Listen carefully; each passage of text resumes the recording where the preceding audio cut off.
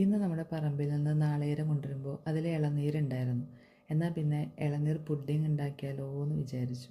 അതിനായിട്ട് ഒരു പാൻ വെച്ച് അതിലേക്ക് ഒരു ഗ്ലാസ് ഇളനീർ വെള്ളവും കുറച്ച് ചൈന ഗ്രാസും കുറച്ച് പഞ്ചസാരയും ചേർത്ത് നന്നായിട്ടൊന്ന് മിക്സാക്കി കൊടുക്കാം. ഇത് നന്നായിട്ടൊന്ന് മെൽറ്റായി വരണം. ഇത് മെൽറ്റായി വരുമ്പോൾ ഒരു ബൗളിലേക്ക് ഇത് അരിച്ചൊഴിച്ച് കൊടുക്കണം. ഇത് ജെല്ലിയായിട്ട് കിട്ടാൻ വേണ്ടിയിട്ടാണ്. അതിനായിട്ട് ഒരു 30 മിനിറ്റ് നേരം നമുക്കത് മാറ്റി വയ്ക്കാം.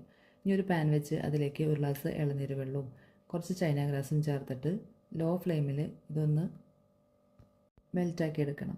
അപ്പോഴേക്കും ഒരു മിക്സഡ് ജാറിലേക്ക് കുറച്ച് കരിക്കും കഷ്ണവും കുറച്ച് പഞ്ചസാരയും കുറച്ച് കണ്ടൻസ്ഡ് മിൽക്കും ചേർത്ത് നന്നായിട്ടൊന്ന് അടിച്ചെടുക്കുക. ഇനി ഒരു പാൻ വെച്ച് അതിലേക്ക് 1 കപ്പ് പാലും കുറച്ച് പഞ്ചസാരയും കുറച്ച് മിൽക്ക് മെയ്ഡും ചേർത്ത് നന്നായിട്ടൊന്ന് തിളപ്പിച്ചെടുക്കുക. അതോടൊപ്പം തന്നെ ഇവിടെ ചൈന ഗ്രാസ് അത് നന്നായിട്ട് മെൽറ്റാക്കി എടുക്കണം. ഇത് മെൽറ്റാക്കിയത് നമ്മുടെ പാലിലെ കൂട്ടിലേക്ക് ഒഴിച്ചു കൊടുക്കുക. ഇതെല്ലാം കൂടെ നന്നായിട്ടൊന്ന് തിളച്ച് വരണം. ഇത് നന്നായിട്ട് തിളച്ച് വരുന്ന സമയത്ത് നേരത്തെ നമ്മൾ അരച്ച് വെച്ച കരിക്കിൻ്റേത് ഇതിലേക്ക് ഒഴിച്ചു കൊടുക്കാം. എന്നിട്ട് എല്ലാം കൂടെ നന്നായിട്ട് മിക്സാക്കി എടുക്കുക. ഇനി നേരത്തെ നമ്മൾ മാറ്റി വെച്ച കൂട്ട് നല്ല ജെല്ലിയായിട്ട് വന്നിട്ടുണ്ട്. ഇനി ഇതിലേക്ക് അരിച്ചൊഴിച്ച് കൊടുക്കുക. അരിച്ചൊഴിച്ച് കൊടുക്കുന്നത് കട്ടകളൊന്നും ഇല്ലാതിരിക്കാൻ വേണ്ടിയിട്ടാണ്. ഇനി നന്നായിട്ടൊന്ന് തണുപ്പിച്ചെടുക്കണം. ഏകദേശം 1 മണിക്കൂർ നേരം ഫ്രീസറിൽ വെച്ച് തണുപ്പിച്ചെടുക്കാം. പകുതി തണുത്ത് വരുമ്പോൾ അതിലേക്ക് ഈ ഇളനീരിൻ്റെ ചെറിയ ചെറിയ പീസുകൾ ഇട്ട് കൊടുക്കാം. ഇപ്പോൾ ഇവിടെ നന്നായിട്ട് സെറ്റായി വന്നിട്ടുണ്ട്. നമുക്ക് നോക്കി നോക്കാം.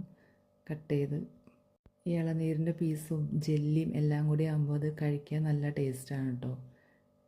അപ്പോൾ ഇത് വായിലിട്ട് അലിഞ്ഞു പോകുന്ന തരത്തിലുള്ള നല്ലൊരു ടേസ്റ്റി പുഡിങ്, ഇളനീർ പുഡിങ് റെഡി ആയിട്ടുണ്ട്.